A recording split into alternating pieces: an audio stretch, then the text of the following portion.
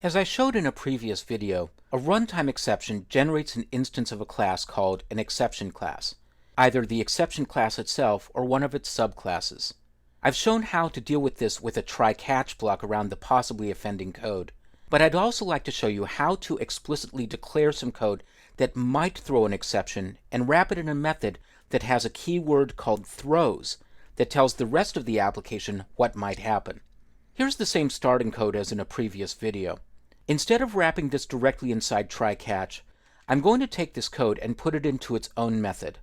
I'll select these two lines of code, right-click on the selected code, and choose Refactor Extract Method. I'll give the method a name of getArrayItem. And right here, I'm going to select an option of Declare Thrown Runtime Exceptions. This sort of refactoring, taking code that might generate a runtime exception and putting it into its own separate method, is such a common practice that Eclipse has a special option for it. I'll click OK, and that creates the new method. Now notice it didn't add any additional code. And the reason is because in this situation, none of the code that I executed already told Eclipse what kind of runtime exception might happen. So I'm going to put in the code myself. I'll place the cursor after the name of the method. Now at this point, the code's going to get a little bit wide, so I'm going to go to a new line here, and I'll put in the keyword throws, and then add array, press Control Space, and choose the exception class ArrayIndexOutOfBoundsException. This now tells the rest of the application that when this particular code is running, that is the code within the getArrayItem method, that it could throw this specific kind of exception object.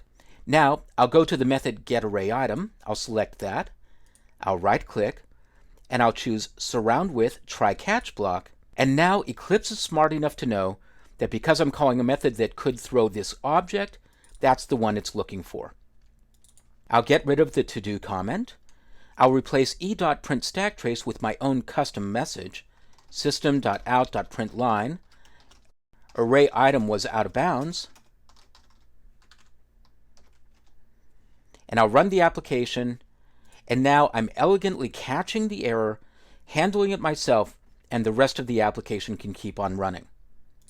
So again, the common practice is when you have a bit of code that might generate an exception, put it in its own special method, and mark the method with the keyword throws and the particular kind of exception class that might be thrown.